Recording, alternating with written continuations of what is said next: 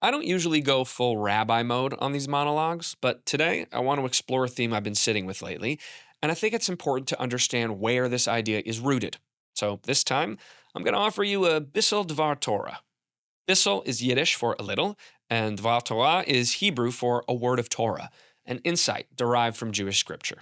Major shoutouts to BJJP Hall of Famer Sarah Hurwitz and my friend ChatGPT for their help with this one. Okay, 3 bits of Jewish wisdom for you.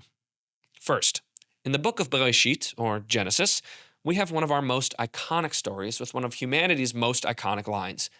Cain, son of Adam and Eve, murders his brother Abel out of jealousy over Abel's connection to God. When God asks, "Where is your brother Abel?" Cain famously lies and deflects, saying, "I don't know. Am I my brother's keeper?" Fun fact, that was the world's first Netflix true crime docuseries. Moving on. Number two parallel passages, one in Shmot, or Exodus, one in Devarim, or Deuteronomy.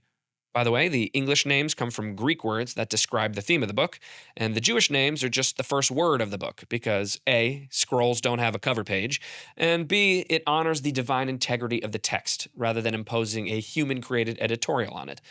I'm like Inception, baby, a Dvar Torah within a Dvar Torah. So, Exodus 23:5, Deuteronomy 22:4. Both passages involve instructions regarding a person struggling with a donkey under too heavy a load.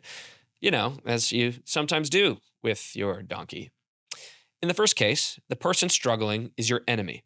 In the second, it's your brother, meaning your fellow man. In both cases, the Torah says, don't ignore them. You must stop and help, even when it's someone who hates you. And last, I want to tell you a little story I've heard throughout my life, at school, at Jewish camp, at synagogue, you name it. There's a flood, and a man is trapped at his house. A truck drives up, and the driver says, "Jump in, I'm here to rescue you." The man says, "It's okay, God's going to save me." The water rises, the man retreats to the second floor, and a boat floats by. "Hop in," shouts the captain. Again, the man says, "No thanks, God will save me." The water rises, and now the man is on his roof when a helicopter flies over. The pilot drops a ladder. "Climb on, I'll save you." The man says, "No worries, brah, God's gonna save me." The pilot shakes his head, flies off, the flood rises, the man drowns. In the afterlife, he appears before God and says, "WTF, mate, why didn't you save me?" God says, "Dude, I sent you a truck, a boat, and a chopper. What more did you want, mate?" When I speak publicly, I'm often asked the question at the heart of this show. What does being Jewish mean to you? In the past, I've said family, or being part of a tribe that has defied the odds for millennia, or rich cultural traditions, all of which are true. But the most recent time I was asked, I gave a new answer: responsibility. Again and again, throughout the Jewish holy texts, we are instructed to be responsible. Not just encouraged, but obligated. The story of the drowned dude teaches us to be responsible for ourselves. That to be Jewish is not to be someone who just believes, but someone who acts. This idea is most significantly expressed at Mount Sinai, when the Israelites received the Torah from God. To establish this holy covenant, God doesn't just say, "Believe in me and we're set." No, he says, here's a shit ton of sacred obligations, numbered by the sages as the 613 mitzvot, things you must do or refrain from doing to live a Jewish life, to be deserving of this divine partnership. Of course, we're not just responsible for ourselves, we're also responsible for others, as we learned from the 2 examples with the donkeys. We are meant to pitch in and help those in need, whether they be a stranger on the road, a fellow member of the tribe, or even someone who hates us. This is the way. And from Cain, we learn to be responsible for those closest to us.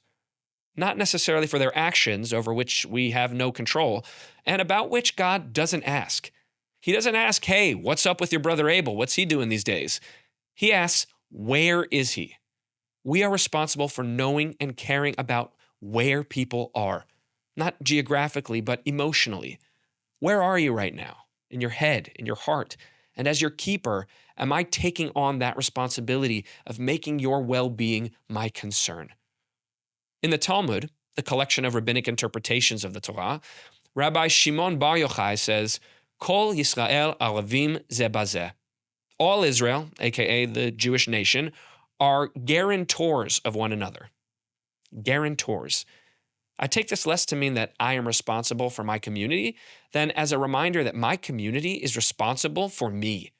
A guarantor is not the person who takes out the loan, but the person who vouches for the debtor. Our choices do not happen in a vacuum.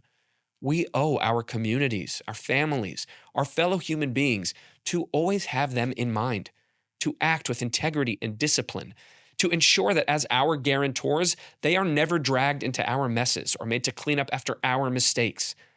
Of course, we fail at this constantly, but the important thing is to be aware of this dynamic and try our best to honor it. And of course, as Jews, each of us is responsible for the world around us.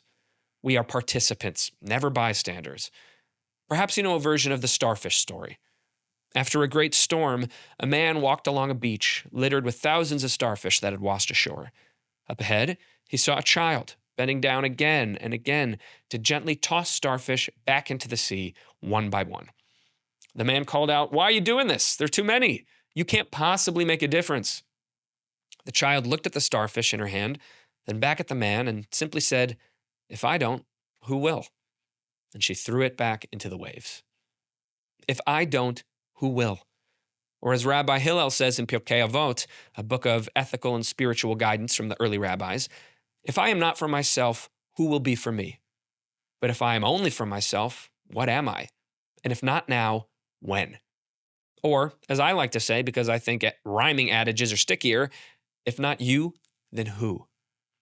Responsibility. In every possible relationship, in every possible interaction, in every possible moment, we are responsible for leaving that relationship, interaction, that moment better than we found it.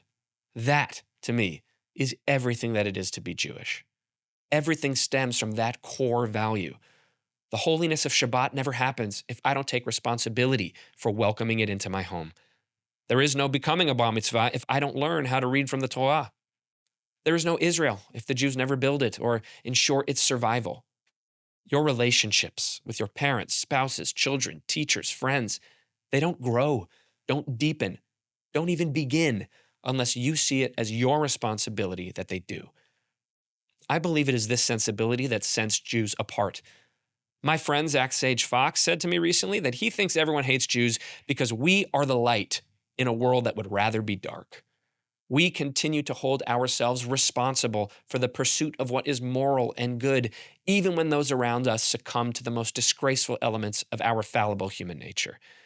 It's what we were chosen to do, not because we're better than anybody, but because we raised our hand and said, yeah, sure, we'll do it. And so we act, we speak up, we show up, we reach out, not because we can fix everything, Lord knows that's impossible, but because somebody's got to try. And that somebody is us. Remember, as Rabbi Tarfon said in Pirkei Avot, Lo alecha hamlacha ligmor, velo ata ben chorin libatel mimena. It is not your duty to finish the work, but neither are you free to desist from it. Again, as with so much in Judaism, the value is in the struggle, not in perfection. Our reality is what we make it. So make it. Be the person, the parent, the Jew, the leader, the whatever it is you want to be. Take responsibility and be it. Be that little girl on the beach, bending down again and again to save one starfish at a time. See the daunting task ahead not as futility, but as opportunity. Look at life not in fear or despair, but with purpose. You are capable of everything, should you choose to be. Take responsibility and make our world better. Because if not you, then who?